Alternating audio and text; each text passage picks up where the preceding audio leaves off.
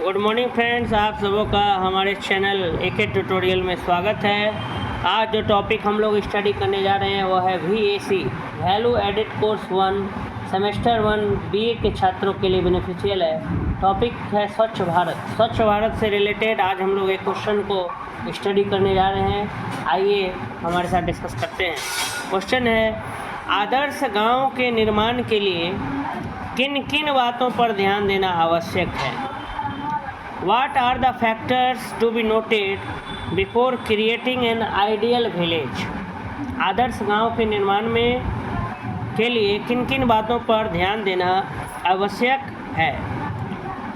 तो आइए उत्तर को देखते हैं। आदर्श गांव के निर्माण के लिए निम्नलिखित बातों पर ध्यान देना आवश्यक है। अगर हमको एक आइडियल विलेज बनाना है, आदर्श गांव बनाना है, तो उसके लिए हमें निम्नलिखित बातों पर ध्यान देना होगा। पहला है स्थान का चुनाव, दूसरा है गृह निर्माण, तीसरा है जल व्यवस्था, चौथा है पालतू पशुओं की व्यवस्था, पांचवा है ग्राम की सफाई, छठा है मल मूत्र निष्कासन, सातवां है क्रीड़ा स्थल, आठवां है मेला, नौवां है मनोरंजन, दसवां है औषधालय और 11वां है लोक शिक्षा। आइए बारी बारी से सभी बिंदुओं को हम लोग डिस्कस करते हैं। पहला है स्थान का चुनाव। ग्राम योजना बनाने के पहले सर्वप्रथम हमें उपयुक्त स्थान का चुनाव करना चाहिए। अगर हमको कोई ग्राम के लिए प्लानिंग करना है गांव के लिए, तो सबसे पहले हमें एक उपयुक्त जगह स्थान का क्या करना होगा? चुनाव करना होगा। ग्राम का स्थान ऊंचा हो, जमीन समतल हो, उसके आसपास गड्ढे न हो, जमीन की ढाल किसी नदी की ओर हो, वहाँ के कुएं गहरे हो तथा जल मीठा हो, जगह शहर से दूर न हो तथा यातायात की सुविधा हो। यथासंभव गांव पक्की सड़क के दोनों ओर हो। उपर्युक्त आवश्यकताओं को ध्यान में रखकर ही नए गांवों को बसाने के लिए ज़मीन का चुनाव किया जाना चाहिए। तो अगर हम कोई नया गांव अगर बसाना चाह रहे हैं तो उसके लिए सबसे पहले हमें स्थान चुनना पड़ेगा। ग्राम योजना बनाने के पहले सर्वप्रथम सबसे पहले हमें उपयुक्त स्थान का चुनाव करना होगा। ग्राम का स्थान कैसा होना चाहिए? ऊंचा होना चाहिए, ज़मीन समतल हो, उसके आसपास जो है वो गड्ढे ना हो, ज़मीन की ढाल किसी नदी की ओर हो, वहाँ के कुएं गहरे हों तथा जल मीठा हो, जगह जो है शहर से दूर ना हो तथा यातायात की सुविधा हो। यथासंभव गांव पक्की सड़क के दोनों ओर हो।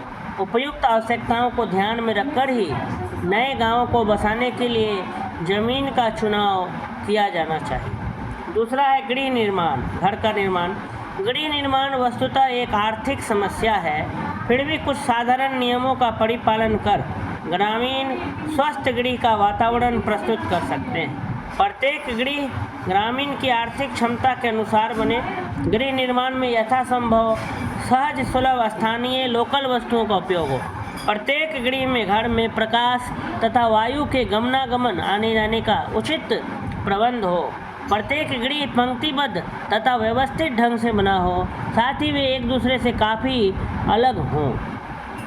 कह रहा है कि गृह निर्माण, घर का निर्माण कैसे करेंगे उस गांव में? तो गृह निर्माण जो है वस्तुतः एक आर्थिक समस्या, बहुत पैसे खर्च होते हैं घर बनाने में, फिर भी कुछ साधारण नियमों का अगर हम परिपालन करें तो ग्रामीण जो है वो स्वस्थ गृह का वातावरण प्रस्तुत कर सकते हैं।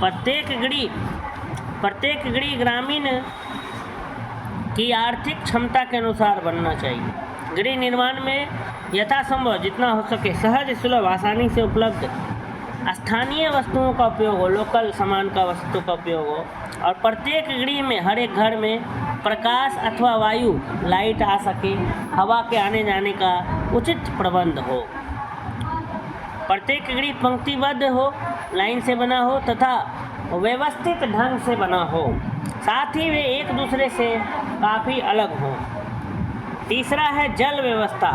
ग्राम का प्रत्येक निवासी, गांव का प्रत्येक निवासी अपने पेयजल की व्यवस्था अलग अलग नहीं कर सकता, किंतु सामूहिक रूप से इसकी समुचित व्यवस्था करने के लिए संयुक्त प्रयत्न से, संयुक्त कोशिश से आवश्यकता के अनुसार पक्के कुएं, पोखरा, तालाब या अन्य साधनों की व्यवस्था की जा सकती है। गांव का प्रत्येक निवासी जो है अपने पीने के जल की व्यवस्था अलग अलग नहीं कर सकता है, किंतु सामूहिक रूप से इसकी समुचित व्यवस्था करने के लिए संयुक्त रूप से कोशिश करनी चाहिए और आवश्यकता के अनुसार पक्के कुएं, पोखरा, तालाब या अन्य साधनों की व्यवस्था की जा सकती है। नेक्स्ट अगला बिंदु लिखा है पालतू पशुओं की व्यवस्था। किसानों के लिए पशुधन अमूल्य है, अतः पशुओं की समुचित देखरेख और उनके स्वास्थ्य पर ध्यान देना उचित है। अपने भोजन जैसा ही पशुओं के भोजन का उचित प्रबंध करना आवश्यक है। भोजन के अतिरिक्त इनके लिए स्वस्थ आवास का भी प्रबंध होना आवश्यक है। हमारे जैसा ही पशुओं का आवास भी प्रकाश युक्त, हवादार और स्वच्छ होना चाहिए। इनके आवास की सफाई प्रत्येक दिन सवेरे के समय जरूर होनी चाहिए। पाँचवा है ग्राम की सफाई। ग्रामीणों को स्वस्थ रखने के लिए ग्राम की सफाई पर विशेष ध्यान देना आवश्यक है। गांव के समीप गड्ढे आदि नहीं हो। गड्ढों के जल में मच्छर अंडे देते हैं, जिसके कारण मलेरिया रोग का प्रसार होता है, अतः गांव के समीप के गड्ढे आदि भर दिए जाएं। प्रतिवेश में यदि झाड़ियां हो तो उन्हें कटवा देना आवश्यक है, क्योंकि मच्छरों का यहीं बसेरा रहता है। तो गांव की सफाई बहुत ज़रूरी है। छठा पॉइंट है मल मूत्र निष्कासन। सुविधा अनुसार प्रत्येक गृह के लिए मल मूत्र त्यागने का निर्दिष्ट स्थान होना चाहिए। मल मूत्र निष्कासन की विधि ऐसी होनी चाहिए जिससे सामूहिक स्वास्थ्य पर कोई बुरा प्रभाव न पड़े। मल मूत्र और कूड़ा करकट के निष्कासन का स्वास्थ्यकर होना चाहिए, प्रबंध होना चाहिए। टॉयलेट्स अच्छे होने चाहिए, टॉयलेट पर ध्यान देना चाहिए। खुले में शौच तो बिल्कुल नहीं करना चाहिए। नेक्स्ट है क्रीड़ा स्थल। यूँ तो गाँव में प्रकृति सुलभ स्वच्छ वायु तथा प्रकाश प्राप्त है, फिर भी प्रत्येक गाँववासियों के सामूहिक खेलों के लिए लंबा चौड़ा मैदान अवश्य होना चाहिए, जहाँ गाँव के बालक बालिकाएं मुक्त वायु में सामूहिक रूप से खेल कूद सकें। यूँ तो गाँव में प्रकृति सुलभ स्वच्छ वायु तथा प्रकाश उपलब्ध रहता है, फिर भी हर गाँववासियों के लिए सामूहिक खेलों के लिए एक लंबा चौड़ा मैदान भी क्या है जरूरी है, जहाँ गांव के बालक बालिकाएं मुक्त वायु में सामूहिक रूप से क्या कर सकें, खेल कूद सकें। अगला बिंदु है मेला। पर्व त्यौहार के अवसर पर मेले का आयोजन होना चाहिए, फेयर लगना चाहिए। मेला मनोरंजन का एक सहज सुलभ साधन है। मेले के आयोजन में मेला स्थल की सफाई, मल मूत्र के निष्कासन आदि की परियोजना पहले ही से बना लेनी चाहिए। मेले आदि में खाद्य पदार्थ की जो दुकानें आती हैं, वहाँ पर खाद्य पदार्थ जो है ताज़े और शुद्ध मिले तथा भली भांति ढके हों, इसका भी ध्यान रखना चाहिए। नवा बिंदु है मनोरंजन। स्वस्थ जीवन व्यतीत करने के लिए जितना परिपुष्ट भोजन, व्यायाम और विश्राम जरूरी है, उतना ही मनोरंजन भी जरूरी है, रिक्रिएशन भी जरूरी है। अतः सामूहिक रूप में प्रत्येक ग्राम के लिए एक ऐसा भवन अवश्य हो जहाँ अवकाश के समय, छुट्टी के समय ग्रामवासी कीर्तन, नाटक तथा अन्य मनोरंजन कर सकें। यदि इस भवन के साथ ही पुस्तकालय, वाचनालय, व्यायामशाला इत्यादि भी हों तो अति उत्तम। अगला है औषधालय, दवाई दुकान। प्रत्येक 5000 जनसंख्या वाले ग्राम के लिए एक औषधालय, दवाई दुकान जो होना चाहिए अवश्य हो। यदि जनसंख्या कम हो तो कई गांवों को मिलाकर एक औषधालय की व्यवस्था की जाए।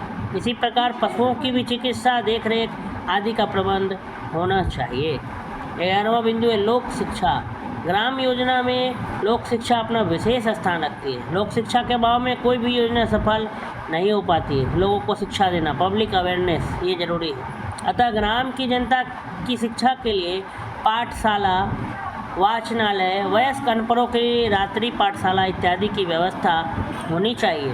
साथ ही स्वास्थ्य संबंधी ज्ञान के लिए रेडियो, चलचित्र, व्याख्यान इत्यादि का भी समय समय पर प्रबंध होना चाहिए। तो ये जो है गांव की बात हो गई। आदर्श गांव के निर्माण के लिए किन किन बातों पर ध्यान देना आवश्यक है? What are the factors to be noted before creating an ideal village?